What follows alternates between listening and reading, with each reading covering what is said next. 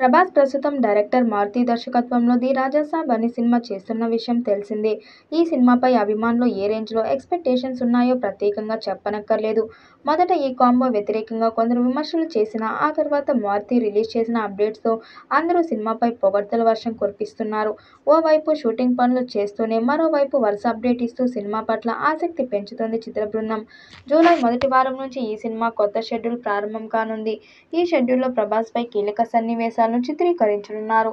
వీటితో పాటు చిత్రానికి సంబంధించిన మిగిలిన ఒక్క స్పెషల్ సాంగ్ చిత్రీకరించనున్నారు. ఈ స్పెషల్ సాంగ్ను ప్రభాస్ మాస్ ఇమేజ్కు తగ్గట్టుగా స్టైల్గా గ్రాండ్గా రూపొందించాలని దర్శకుడు మారుతి గట్టి ఆలోచనతో ఉన్నట్టు సమాచారం. సాంగ్ మరింత అట్రాక్టివ్గా ఉండేందుకు ప్రత్యేకంగా ప్లాన్ చేస్తున్నారు. మ్యూజిక్ డైరెక్టర్ తమన్ మొదటి బాలీవుడ్ హిట్ సాంగ్ను రీమిక్స్ చేయాలనుకున్నప్పటికీ ఆ ఆలోచనకు వదిలేసి కొత్తగా స్వయంగా ట్రాక్ కంపోజ్ చేస్తున్నాడని టాక్. ఈ పాటలో ప్రభాస్కు జోడీగా స్టార్ హీరోయిన్ అవసరం ఉండటంతో తొలుత నయనతారను సంప్రదించినట్లు వార్తలు వచ్చాయి. కానీ ఆమె ఈ ఆఫర్ను తిరస్కరించినట్టు సమాచారం. ఈ కారణంగా కొన్ని రోజులుగా ఈ పాటపై బజ్ తగ్గింది. కానీ తాజాగా కొత్త క్రేజ్ పెంచే న్యూస్ ఒకటి బయటకు వచ్చింది.